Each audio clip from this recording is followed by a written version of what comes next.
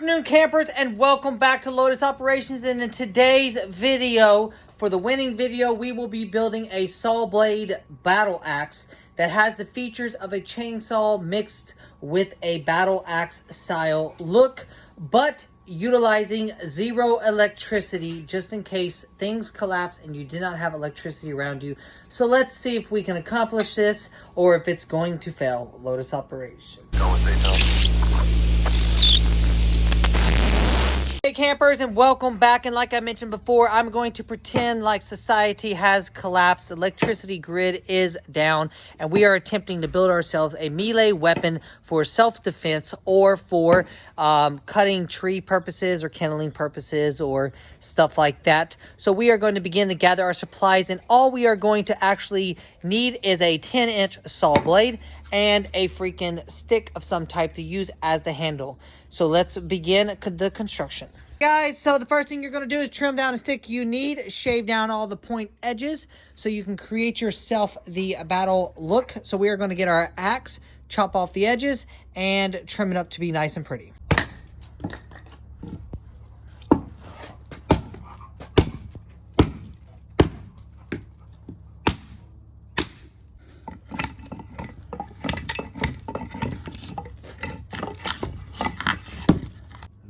Okay guys, so after you get your stick trimmed to the length that you need and the width that you need, you're going to begin trimming down the middle of the stick to the length of your saw blade. Now you do not want to split this because then it's going to make it weak. You want to carve it out, whether you use a handsaw, whether you're using a knife, or whether you're doing, now if you have like battery power tools, go ahead and use them because you're still not using electricity because you're just using battery power, even though it is a form of electricity.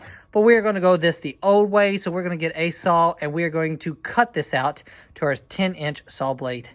So let's begin that process. Guys, in making this type of battle axe, it's not going to be pretty and professional looking.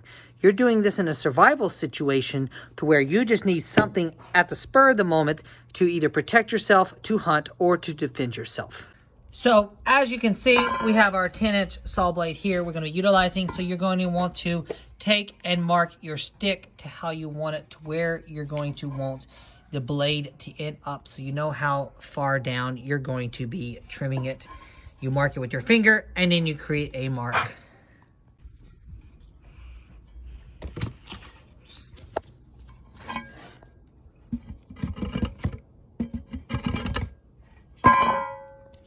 And then you want to keep it as middle as possible, and you're going to trim it out to just the width of this, maybe a little bit tighter so this can be snug inside it.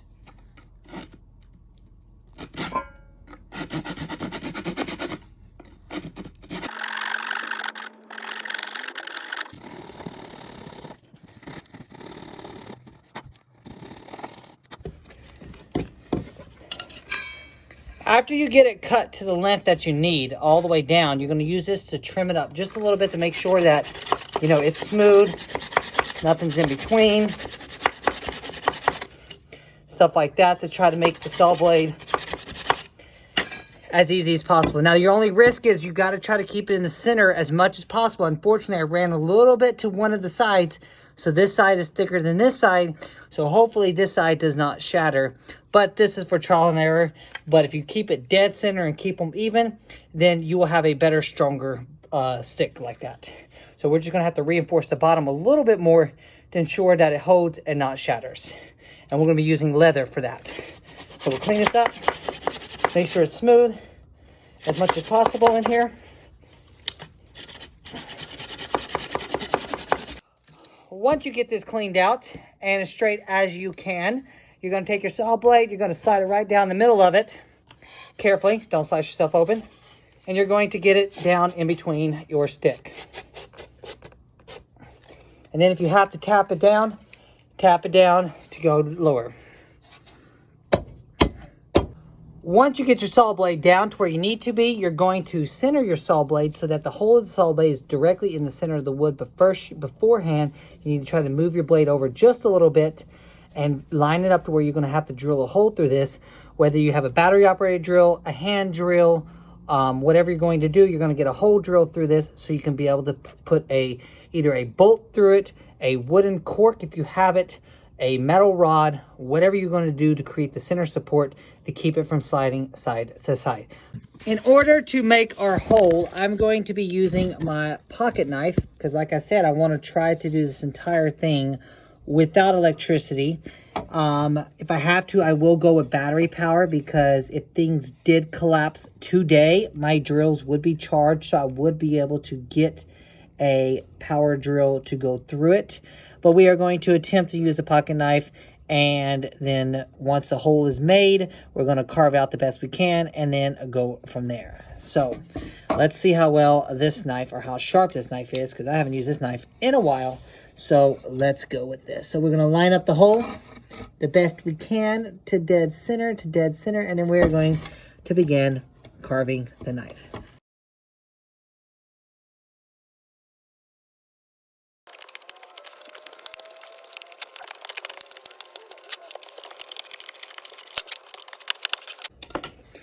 And as you can see, the hole is already poking through, so I'm going to finish using the knives and get the hole complete.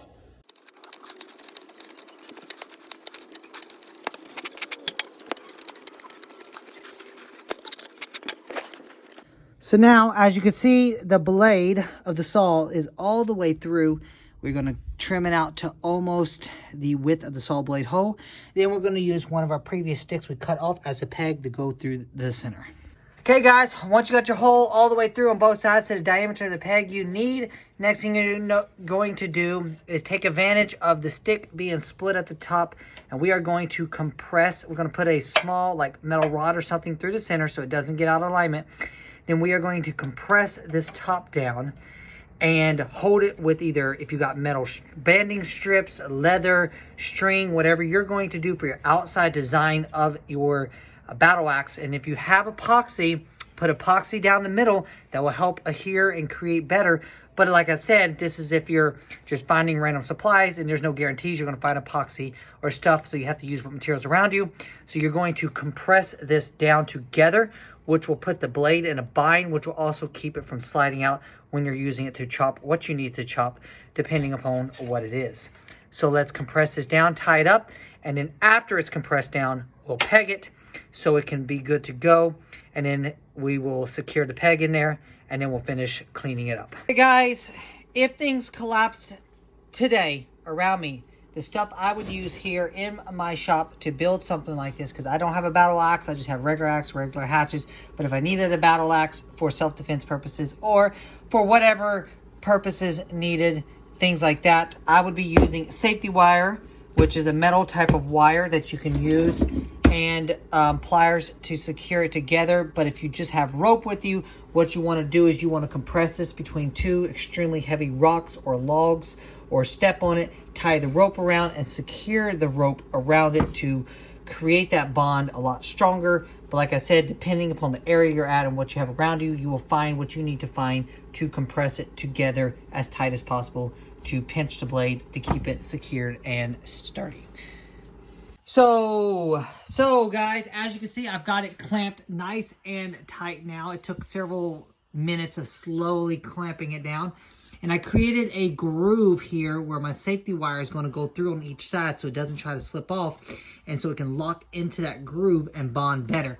I recommend doing this unless you got a lot of stick on the top to where you can have it not slip off. But since I didn't give it that much space, I'm creating a groove for something for the safety wire to hold into, and then I will cap the top off later with something nice and fancy. Okay guys, so as you can see, I released it, and the safety wire is inside the grooves holding it together, and it's got it clamped to where now we can be able to peg out the middle, and then the combination of these will help to secure the blade inside our weapon.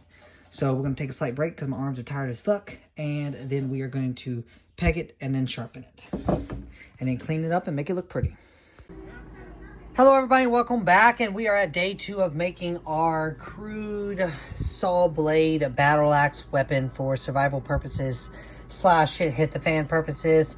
And here we are. As you see, we still have our metal wrapped around here. We're holding the compression down until we get our peg in, And as you can see, we got a slight space in between the blade and the other piece of wood. So what we're going to do is we're going to get our piece of wood here. We're going to shave it down until we can slide it through here comfortably. And then we are going to create the peg so we have the center brace, so when we chop, it doesn't slide on out. So I'm going to get a knife and begin shaving this down until it fits into the hole.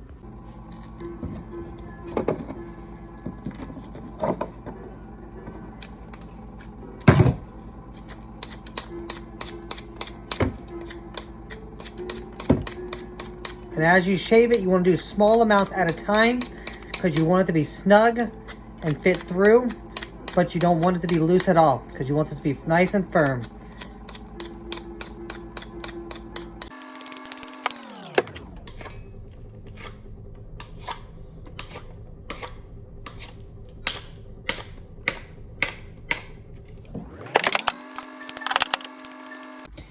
Okay, everybody, as you're shaving this, you want to keep checking the hole every so often to make sure that this fits in. And as you can see, it's going in, so we are going to try to tap this through because, like I said, I want it to be snug and we want it to be firm, so it creates a strong bond between the pieces of wood. So let's see if we can tap this in, or if it's too hard, we'll take it out and keep shaving it down.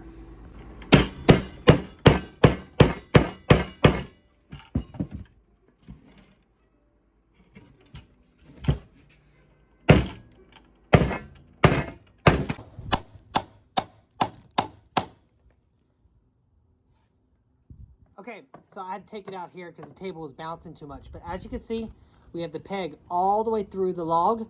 We hammered it down as far as we could until it compressed it enough to where it was extremely tight, where you're not going to get this out. And now either A, you can leave these like this to tie this to the thing to create better bondage, or you can trim it off, make it nice and smooth, and then the peg in the inside will act as a structural strength. So when you're chopping wood, it doesn't try to slide the blade out. So now we're going to trim the peg and then carve down the handles to make the handles look nice and pretty.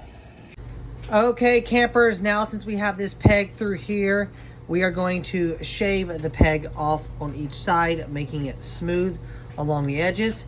I'm going to do that, and then we're going to use a hatchet and start trimming down this log since it is pretty wide, even though I can grip all the way around it, just so we have a better grip system. But as you can see, I really don't need to take much off of it, but we're going to just take a small amount so it can create a more, better style gripping of the blade. And then there's a potential chance I may shorten the handle down a little bit to about here so it creates a better balance as it is. Balances it, not balance, but easier to handle and not feel so awkward.